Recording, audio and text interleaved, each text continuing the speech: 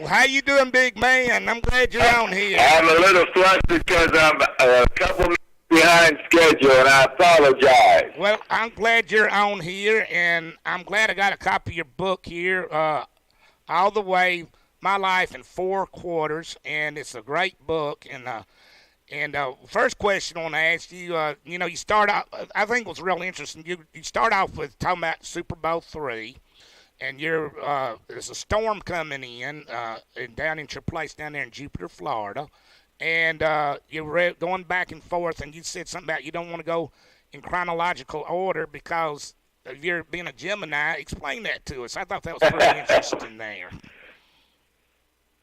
Well, it's a combination, Dixie, about this book and what I was trying to accomplish and sharing the history not only of our championship football team, it's 1969, the 50th anniversary, and also having been a student, so to speak, an athlete under Coach Bryant, which was critical in my life and still is, but also running through my entire life and hoping that some of the circumstances that came up or some of the experiences could help some other people that may have had similar experiences or that could have. And talking to the underdogs, I love the Crimson Tide being a favorite, man, but, the underdogs out there come through now and then, too. In the book, this is something I thought was real interesting in your book there, big man, was you thought it would look like it was going to rain that day in Super Bowl III, and you got an equipment manager by the name of Hamp, and you did tried this experiment because, you said when the football's wet, it's hard to throw the ball, despite you even mentioned how big your hands are, it's still hard to throw the ball, and you did something by putting tacks on the football, T-A-C-K-S is what I'm spelling out for the folks to understand what I'm saying. Explain that to us, and I thought that was pretty interesting. It was funny how you described it. It wasn't very successful, that experiment you tried. Well, yeah, actually, that was at a game in Shea Stadium, and they were taking thumbtacks. I had an idea about thumbtacks. You know how, you put things up on the bulletin board. In those days, you'd use thumbtacks most of the time. And just an ordinary thumbtack, and it was so wet and rainy in Shea Stadium, I asked our equipment manager, Billy Hampton, to see if we could cut some of those down to about a 1/16 of an inch, maybe even a little shorter, but somewhere in that ballpark.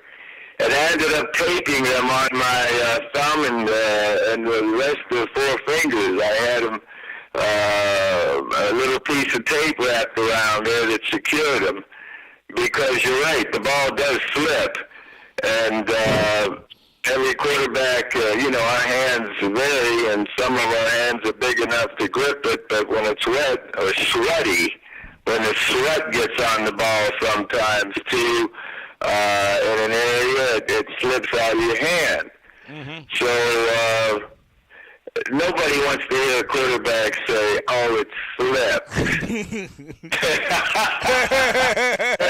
You're right. That's something I think I told my older brother Bob when I was about 8 or 9 years old or somewhere in there. It slipped, and he said, "Come on, don't worry, don't tell me it slipped. You just say it right."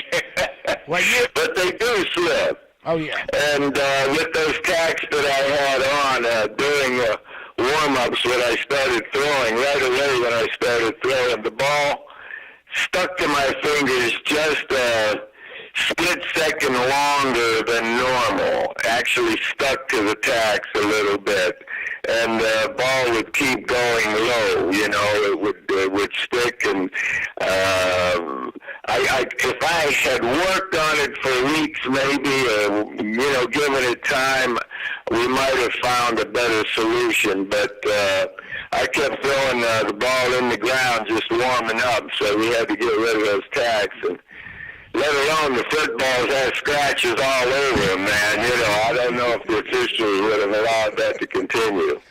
Well, your brother, you mentioned your brother Bob, and you had an older brother named Frank, and they seemed like to me they had a lot of influence in helping you develop, and they both taught you how to throw the ball. How were you about 8 or 9 years old when they were teaching you how to throw the football?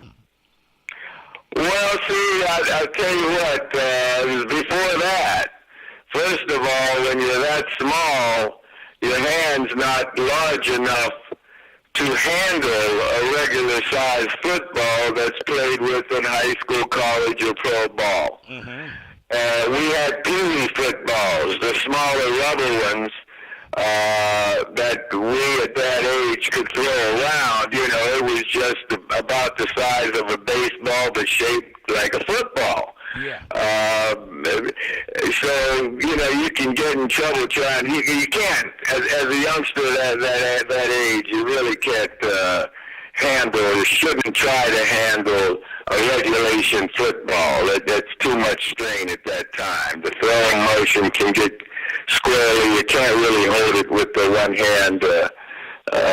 But my brothers did teach me the motion. Some of it was natural, but actually the throwing motion between throwing a football and throwing a baseball can vary, and does vary. I mean, we see quarterbacks playing today from Tagovailoa to I forget the guy's name. The left Auburn's now with New England. They're a little bit different. The motions, Stedham, their motions are a little bit different, but they're both excellent passers, you see. Okay. I got a director in here, so I'm sort of listening to you and trying to do this. You played all different types of sports in high school, and one of them was basketball. And your junior year, y'all had a great team, and then your senior year, y'all had a new coach, and things didn't work out so well. And I hate to bring it up, but you brought it up in your book. But this is the only time you ever gave up a sport. Explain what happened, and then I got something I'm gonna floor you about that I know something about you that the people won't find out about you, but from a coach from up that way. But go ahead and explain what happened your senior year in basketball. Well, my senior year in basketball, we did have a new coach come in, and the coach, he had been retired for some time, and he brought a style of play to our team and wanted to implement, and did implement, that style of play that didn't quite catch on. We were a running team growing up together. A lot of us playing basketball and playing for our former coach, Eddie Latagliata, who was, we put pressure on the other team with our speed, and we did a lot of running. Well, we also had a good center, a sophomore center, that wasn't as gifted with quick hands as he grew to be. He ended up getting a scholarship to college and playing, but I did the wrong thing, really. I wouldn't say I did the right thing by quitting the basketball team, but during a game fairly early in the season, he took me out of the game, and I just had enough of the style, and I went down to the locker room. And that was it. I had enough. A few minutes later, I heard somebody come in the locker room, and it was the other senior captain. We were both the captains, Benny Singleton and I, we were seniors. But it was just a personality conflict along with... it was more of a personality conflict than playing ball control. We could understand ball control, but it was basically we disliked one another personally. Let me put it that way. Well, that's okay. I understand that. But I want to tell you, I got a friend that's from up in your neck of the woods. He was from Sharon, PA. He went to Farrell High School. And he told me something. This is real interesting. He told me there was a guy, and I know you know this name, Ed McCloskey, Does that name ring a bell? He's a high school success. Yes, coach. Hell of a great coach. Yeah, won several state championships, what he told me. And this is what he mentioned. He said that Coach McCloskey said that you and Joe Montana were talented enough y'all could have played in the NBA. Well, that's a very flattering, Big C. I doubt that, myself. Maybe Joe could have. But I could play basketball all right. But when you mentioned Sharon and Phil, those two teams were the best basketball teams along with Uniontown in our western Pennsylvania area. And the Sharon Tigers and the Phil Steelers, man, they used to have good teams. I don't know that anyone will remember Willie Somerset or Brian Generalovic who went to Pitt. They were two wonderful players out at Phil and Sharon, and they were good. But I was a good athlete, but I don't think I could have competed at that kind of a level. Well, with us being in the state of Alabama, we need to talk a little about your days at Alabama. How big of a culture shock was it coming from Beaver Falls, Pennsylvania to Tuscaloosa, Alabama for you when you showed up in August of 1961? Well, I tell you what, two of the greatest characters in basketball players, Bambi Highland and Harry Hammond, Harry from Tuscaloosa, and Bambi, I forget Bambi's hometown, but we were freshmen together. And since we were talking basketball, we go right back then to Coach Newton. That was all cool. But it was a change of social life. It was different, but it was a great education because to this day, people vary. People have different opinions, and some people are biased about a variety of subjects, and sometimes it's racial, and sometimes it's about other subjects. Yeah. It's not new, Big C. It's been going on for 1,000 years at least. And the bottom line is treating one another with respect. Let's just thank the good Lord. We're doing all right, but I think everyone should be treated with respect. Certainly initially. Now, if that person that you're treating with respect turns out to be someone who is unrespectful of other people's, other lives, other animals, then, we need to get away from them. I agree 100% on that. Treat them, the golden rule, treat others as you want to be treated. I agree with you 100%. This is something I want to bring up. I think I had a laugh out of this one. And it was the day, the first game, and y'all were the quarterbacks was doing the walk, and I'm going to quote this, and I want your reaction, because this was hilarious. All right, he said, you and Coach Bryant and the other quarterbacks were talking, and he asked you, do you got the plan? And you said, yes, sir, I think so. And I'm going to try to imitate him. You think so? Damn, son, it's time to know. Hey, the hay's in the barn. And I started laughing because you made what was going on through your mind. If that had been me, I'd been petrified, as you know how he was, him coming back with me. But what was going on in your mind about the hay in the barn comment? Because I thought that was hilarious. Well, I had to ask later about that statement. I had to ask Buddy French, Carlton Rankin, one of the guys. Mel Moore was there too, and Jack Hurlbut. It was Jack Hurlbut, Mel Moore, Carlton Rankin, and Buddy French and I. And Grady Elmore too, I believe, about 5 or 6 of the quarterbacks there. And we saw. I saw Coach Bryant's demeanor change big time, when he said that. Because it was time to know. You think so? Hell, son, it's time to know that he's in the barn. My first response to all the words I could get out was, yes, sir, yes, sir, yes, sir, I know.